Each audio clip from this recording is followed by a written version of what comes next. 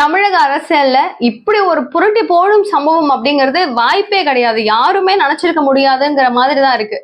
நேத்து அந்த இஷ்யூஸ் பார்த்ததுக்கு அப்புறமும் நம்ம குடும்பத்துல இருக்கிறவங்களே வந்து சொல்ற விஷயம்.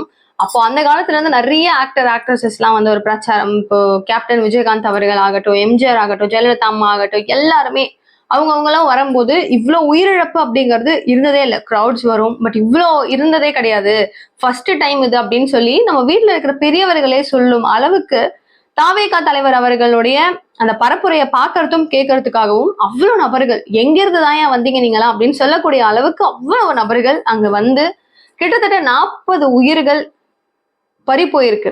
இதெல்லாம் வந்து வேர்ட்ஸா வந்து எக்ஸ்பிளைன் பண்ண முடியுமான்னு கேட்டீங்கன்னா எனக்கு தெரியல. இது எப்படி இதெல்லாம் பெருசா இது ஒரு பெரிய அளவுல வெடிக்குது அந்த விஷயம். விஜய் அவர்களை அரெஸ்ட் பண்ண போறாங்களா, கைதா அப்படிங்கிற கேள்விகளோட ஆரம்பிப்போம் இந்த வீடியோவை.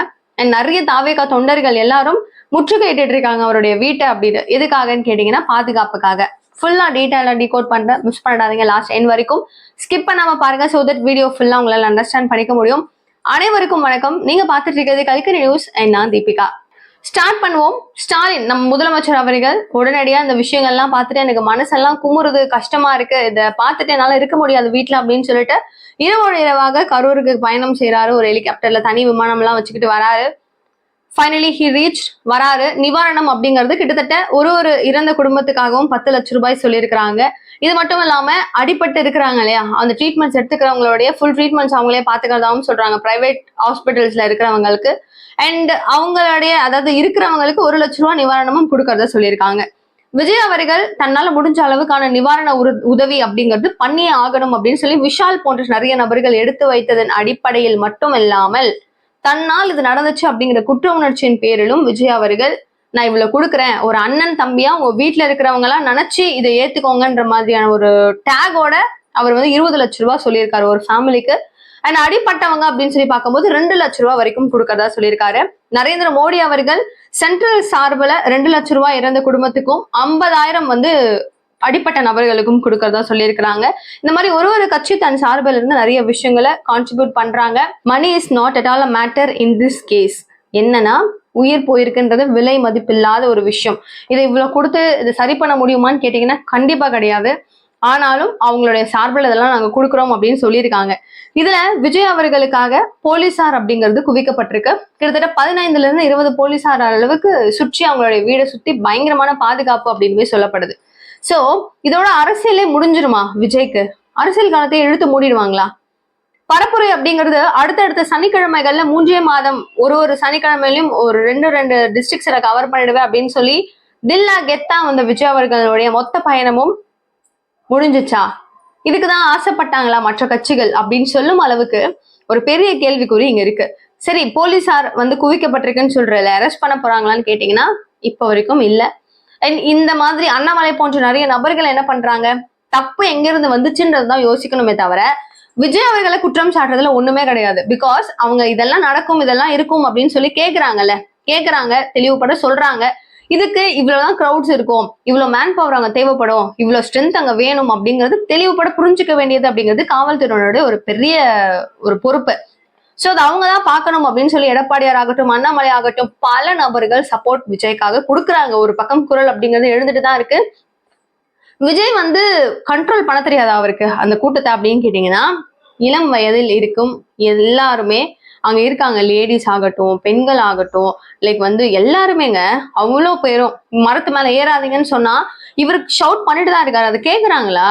அது ஏன் கேட்க? ஒரு தலைவரா அவர் கண்ட்ரோல் பண்ணணும்னா அவர் வந்து களத்துக்கு புதுசு கிட்டத்தட்ட ஒரு 6 மாத காலமா தான் அவருடைய பரப்புரைகள் ஆகட்டும், மாநாடுகள் ஆகட்டும் கூட்டி கழிச்சு பார்த்தா அவ்வளவு கிட்டத்தட்ட எவ்வளவு பேசியிருப்பாருன்னு நினைக்கிறீங்க? ஒரு அரசியல் வாழ்க்கை என்னோட இவ்வளவு வயசுன்னு சொல்ற அளவுக்கு கூட இவருக்கான ஒரு அனுபவம்ன்றது கிடையாது. அவருக்கான பிரீத்திங் டைமும் நம்ம கொடுக்கணும். சோ தாவேகாவினர் கவனமா இருக்கணும்னு பல நபர்கள் யூடியூபர்ஸே கூட ஓரளவுக்கு எல்லா இதை பத்தியும் பேசுறவங்க எல்லாருமே சொல்லி நம்ம கேட்டிருக்கோம். ஈவன் நானுமே நிறைய வீடியோஸ்ல பேசும்போது கூட சொல்லியிருக்கேன். அவர் வந்து ஓரளவுக்கு அவரோட வேலையை செய்யணும் அப்படின்னு நினைக்கிறாருன்னா, இடையூறுகள் திமுக பக்கம்ல இருந்து எனக்கு வருதுன்னு சொல்றாருல்ல, அந்த வார்த்தை கூட உங்களாலையும் பிரச்சனை இருக்குன்றத புரிஞ்சுக்கணும்னு நானே நிறைய வீடியோஸ்ல சொல்லியிருக்கேன். இது எங்க போய் முடிச்சிருக்கு அப்படின்னா அவருக்கு மிகப்பெரிய சிக்கல்ல தான் முடிஞ்சிருக்கு. இது நல்லா யோசிச்சுக்கணும். எவ்வளவு பெரிய சிக்கல்னு கேட்டீங்கன்னா அவிழ்க்க முடியாத சிக்கல். 40 உயிர் பதில் யார் சொல்லுவான்ற அளவுக்கு அவருடைய பிரச்சாரம் அப்படிங்கிறது ஒரு பெரிய ப்ராப்ளமாவே முடிஞ்சிருக்கு. இவருடைய அதுலயே வந்து அவர் கொஞ்சம் மறந்துட்டாரு. கரூர்ல பேசிட்டே இருக்காரு ஸ்பீச். அப்பவே வந்து என்ன ஆச்சு அப்படின்னு சொல்லி கேட்கிறாரு. தண்ணி வேணும் அப்படின்னு சொல்லி கேட்க பாட்டில்ஸ் எல்லாம் தூக்கி போடுறாரு. அப்பவே அவருக்கு மைண்ட் பிளாக் ஆயிடுச்சு. ஸோ ஆம்புலன்ஸ் அப்படிங்கிறது போய்கிட்டே இருக்கு. அவருக்கு என்ன நடக்குதுங்கிறத ரியலைஸ் பண்றதுக்கான டைம் அப்படிங்கிறது அந்த பிரீத்திங் டைமே அவருக்கு இல்லாத மாதிரி தான் இருந்தது. அவ்வளவு பேர் நாங்க வெயிட் பண்ணிட்டு இருந்தோம். லேட்டா வர்றதுதான் ஒரு ரீசன். அவரு நாங்க ஒரு டைம் சொன்னா அது வரேன்னா ஓகே, அவர் வந்து வீட்டுல இருந்தே கிளம்புறதே அந்த டைம் தான் அப்படின்னு ஒரு சிலர் சொல்றாங்க. அவ்வளவு மோசமா இருக்க மாட்டாரோன்றது எல்லாருடைய அபிப்பிராயமா இருக்கு. பட் சொன்ன இடத்துக்கு ரீச் பண்ண முடியல. அதுக்கும் காரணம் கூட்டம் தாங்க. அவ்வளவு கூட்டத்திலயும் இன்ச் பை இன்ச்சா வரணும்னா கண்டிப்பா டைம் எடுக்கும் தானே. சரி, இப்ப இதெல்லாம் நம்மளுக்கு பிரச்சனை இல்லை. ஏன் இடம் அவ்வளவு குட்டியா கொடுத்தீங்க அப்படிங்கிறது தான். பட் அந்த சைட்ல இருந்து போலீசார் சொல்ற விஷயம் என்ன தெரியுமா? அவங்க கேட்ட 2 இடங்கள் ரவுண்டானா உழவர் சந்தை, இந்த 2 இடம் கேட்டாங்க. அந்த 2 இடமும் நாங்க இப்ப கொடுத்துருக்கிற இடத்தை விட ரொம்ப குட்டி இடம், சின்ன இடம். அதுல எப்படி கொடுக்க முடியும்? அதுல எப்படி நாங்க கொடுக்க முடியும்? அதிமுக இப்ப ரீசெண்டா பிரச்சாரம் பண்ணாங்க. அதே மாதிரி திமுக பண்ணாங்க, கனிமொழி வந்தாங்க. எல்லா அரசியல் கட்சி தலைவர்களும் இதே இடத்துலதான் நிக்கிறாங்க. ஏங்க வேற, டோட்டலா வேற. இது வரைக்கும் பண்ண அரசியல் கட்சிகள் ஆகட்டும் எல்லாமே வேற. அவங்க அரசியல் கட்சிகள் மட்டும்தான். விஜய் அவர்களுடைய தாவேகா அப்படிங்கிறது தாவேகா மட்டும் இல்ல, விஜய் ஹீஸ் அ பிராண்ட். அவர் ஒரு ஆக்டர் அப்படிங்கிற அந்த கூட்டம் அதிகமா அப்படின்னு கேட்டீங்கன்னா அதிகம் தான். தொண்டர்கள்னு வாய்க்கிழே என்ன வேணா கத்தலாம். அவங்க எல்லாருமே ஓட்டா மாறுவாங்களா நாளைக்குன்னு கேட்டா கிடையாது. பிராங்கா சொல்லணும்னா அதுதான், எல்லாருக்கும் அப்படிதான் நடந்திருக்கு. கமல்ஹாசன் சொல்லும் போது கோபம் வந்து கொடுத்துட்டே இருக்கலாம் மீதம் இருக்கிற தாவேகாவினர்லாம். ஆனா உண்மையாவே அது அப்படிதான். இவ்வளவு பேரும் வந்து பார்க்கணும் அப்படின்னு ஆசைப்பட்டு வந்தவங்களாதான் இருக்கிறாங்க இல்லையா? சோ அவ்வளவு க்ரௌடு வரும் அப்படிங்கறது அனலைஸ் ஓரளவு பண்ணிருக்க முடியும்ல. ஆனா இந்த இடம் எப்படி நீங்க கொடுத்துருக்கலாம்ங்கிற ஒரு கேள்வி இருக்கும் போதே விஜயபாஸ்கர் அவர்கள் கரெக்டா ஒரு கேள்வியை கேட்கிறாரு. நம்ம வந்து கரூர்ல நாங்க பண்ணோம் அப்படின்னா அங்க இருக்கிற ஒரு 4 தொகுதியை நாங்க வந்து 4 மண்டலமா பிரிச்சுட்டோம். 4 மாவட்டத்தை கரூர்ல வந்து இருக்கிற இடத்த 4 மண்டலமா பிரிச்சு நாங்க அங்கங்க பிரச்சாரம் பண்ணோம். விஜய் அப்படி கிடையாது. கரூர் அப்படின்னு சொல்லி கிட்டத்தட்ட ஒரு மொத்த மாவட்டத்தையும் கவர் பண்ணி ஒரு 4 மாவட்டங்கள் பக்கத்துல இருக்கிறவங்க எல்லாம் வருவாங்க அப்படிங்கறதும் தெரிஞ்சு நீங்க இன்னும் கொஞ்சம் அளவுக்கு வந்து எஃபெக்டிவா இடம் கொடுத்துருக்கணும். அட்லீஸ்ட் ரவுண்டானால கொடுத்துருக்கணும். நீங்க சொல்ற மாதிரி சின்னதா இருந்தாலும் இப்போ ஒரு ரஷ் பண்றாங்க அப்படின்னா ஒரு பாட்டிலுக்குள்ள அடைச்சுக்கிட்டே இருந்தோம்னா வெளியே இப்படியும் வர முடியாது, இப்படியும் போக முடியாது. ஏன்னா குவிச்சுக்கிட்டே இருக்காங்க. இதுவே நீங்க ஃப்ரீயா இருக்கிற மாதிரி ஒரு ஓட்ட பக்கெட் உள்ள போடுங்க, என்ன ஆகும்? இப்படியும் ஓடும், வேணானா அப்படியும் ஓடும். போட போட ஓடிக்கிட்டே இருக்கும். அது என்னது? ரவுண்டானா 4 பக்கமும் இருந்திருக்கும் வழி. யார் எப்படி வேணா போயிருக்கலாம். முடியலையா குடுகுடுன்னு ஓடி இருப்பாங்க. இந்த சைடு அப்படி கிடையாது. நெருக்கமான ஒரு நெருக்கடி வாய்ந்த ஒரு இடம். அதுல கொடுத்துட்டு எப்படிங்க அப்படின்னு சொல்லிட்டு பயங்கரமான கேள்விகளை அமைச்சர் விஜயபாஸ்கர் அவர்களும் கிழிச்சு தொங்க விட்டுருக்காரு. சோ தொண்டர்கள் எல்லாருமே நாங்க வந்து எங்க தலைவருக்கு பாதுகாப்பா இருக்கோம் அப்படின்னு சொல்லிட்டு விஜய் அவர்களுடைய வீட்டை நோக்கி அவங்க பயணம் பண்றாங்களாம். யாருமே வராதிங்க, நாங்க பாத்துக்கிறோம் அப்படின்னு சொல்லி ஒரு தொண்டர்களையும் பேக் அமுச்சு விட்டுக்கிட்டே இருக்காங்களாம். இந்த மாதிரி இவருடைய பயணம் அப்படிங்கிறது இவரை வந்து நீங்க எல்லாருமே கேட்கிற மாதிரி அரெஸ்ட் பண்ணுவாங்களான்லாம் கேட்டீங்கன்னா இப்போதைக்கெல்லாம் வாய்ப்பு கிடையாது. பட் இது வந்து எப்படி வேணா திருப்பறதுக்கும் சான்சஸ் இருக்கு. அதான் நம்ம லேட்டா புரிஞ்சுக்கணும். முதலமைச்சர் அவர்கள் வராரு இல்ல கரூருக்கு, அவர்கிட்ட நிறைய கேள்விகள் கேட்கப்படுது. இது அரசியலா மாத்த வேணாம்லாம் சொல்றாரு.